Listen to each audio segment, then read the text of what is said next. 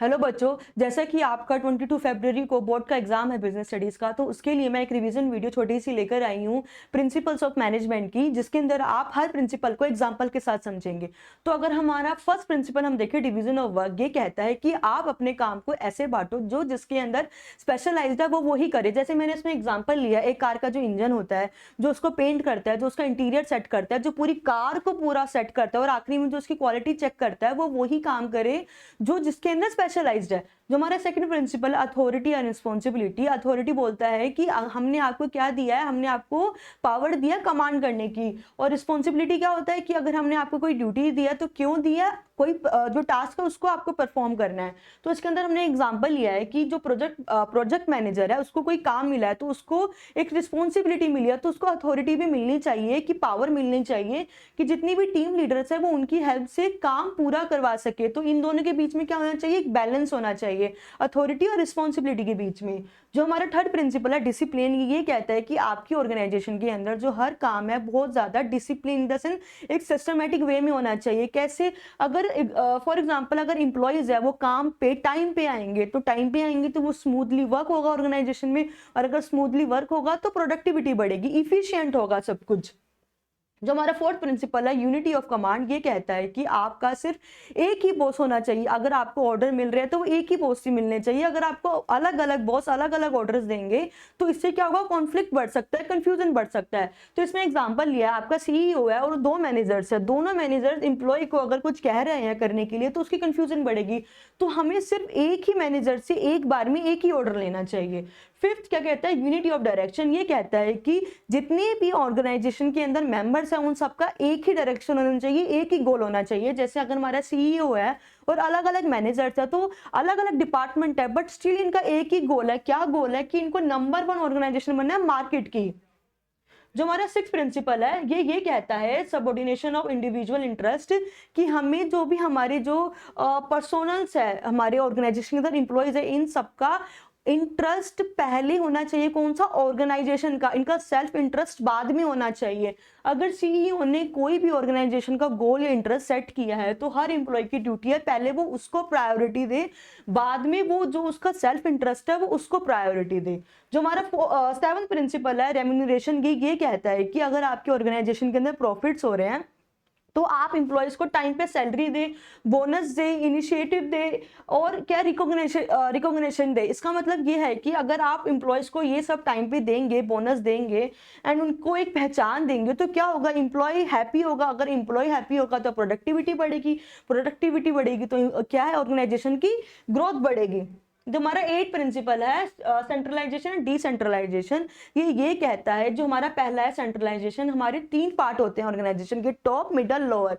तो ये कहता है कि जो हमारा टॉप पार्ट है, टॉप लेवल ऑफ मैनेजमेंट है, सिर्फ उसी को पावर मिलनी चाहिए। कौन सी, डिसीजन मेकिंग की पावर मिलनी चाहिए। और जो डिसेंट्रलाइजेशन है ये कहता है कि हर एक लेवल को पावर मिलनी चाहिए, कि वो किसी ना किसी टाइम पे अगर डिसीजन लेने हो तो वो ले सकते हैं।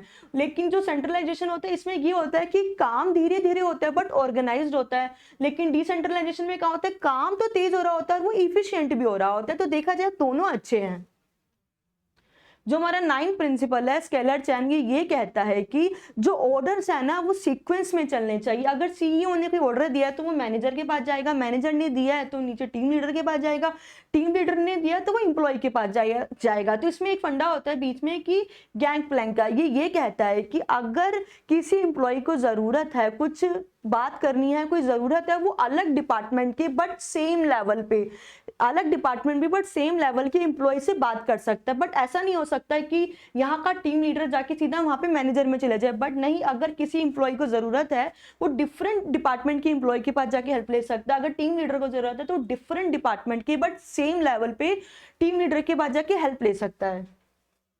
जो हमारा 10th है ऑर्डर, ये कहता है कि हमें क्या करना है, राइट प्लेस पे राइट थिंग को रखना है और राइट टाइम पे रखना है। जैसे इसमें 2 चीजें होती है, एक होता है मटेरियल ऑर्डर, एक होता है सोशल ऑर्डर। मटेरियल ऑर्डर पे होता है कि आप जो भी चीजें हैं ऑर्गेनाइजेशन के अंदर उनको सही जगह पे रखे, और सोशल ऑर्डर में होता है जो सही लोग है ना तो उनको सही जॉब पे रखे। इसके अंदर स्टाफिंग का हमारा रोल आ जाता है कि जैसे स्टाफिंग के अंदर क्या होता है कि हमें, हमारी ड्यूटी होती है कि राइट पर्सन को राइट प्लेस पे रखे। ऐसे ही सोशल ऑर्डर में क्या होता है कि राइट पर्सन को राइट जॉब दे।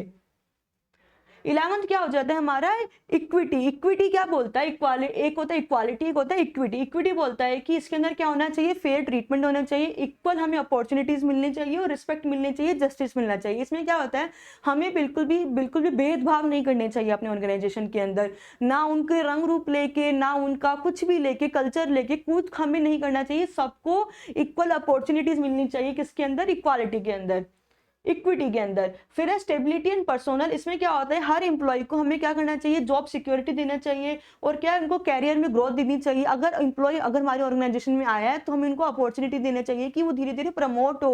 वो अगर एक ही लेवल पे रहेगा सालों तक तो वो खुद परेशान होकर जॉब छोड़ देगा। और क्या एम्प्लॉय की सेटिस्फेक्शन, उसको ऐसा वर्क इन्वायरमेंट मिलना चाहिए जिसके अंदर वो हैप्पीली बात कर पाए, अपनी प्रॉब्लम्स को बता पाए। 13 प्रिंसिपल कहता है इनिशिएटिव, ये कहता है कि एम्प्लॉयज को भी हमें राइट देना चाहिए कि उनके अंदर अगर कोई भी क्रिएटिव आइडिया है तो वो बता सके, वो खुल सके। अगर हम एम्प्लॉयज के आइडियाज को अगर यूज करेंगे अपनी ऑर्गेनाइजेशन के अंदर तो भी क्या होगा, हम अपनी ऑर्गेनाइजेशन में और इफिशिएंटली काम कर सकते हैं। अगर उनकी कोई भी प्रॉब्लम है वो सॉल्व करे, क्या एम्प्लॉय की एम्पावरमेंट हो, एम्प्लॉयज खुलकर अपनी व्यूज रख सके। 14 जो हमारा लास्ट प्रिंसिपल है ये कहता है, जो एस्पिरेट डी कॉप्स है, ये कहता है कि हर हार्मोनी होनी चाहिए ऑर्गेनाइजेशन के अंदर। हमें क्या करना है, इक्विटी मतलब यूनिटी के साथ काम करना है। इसमें क्या टीम यूनिटी होनी चाहिए। इससे क्या होगा, जो इंप्लॉयज होंगे वो भी मोटिवेट होंगे और एक म्यूचुअल ट्रस्ट, एक रिस्पेक्ट बनी रहेगी। आई होप आपको ये 14 प्रिंसिपल ऑफ मैनेजमेंट समझ आए होंगे और मैं मंडे को इसी की डिटेल वीडियो लाने वाली हूँ। Thank you so much.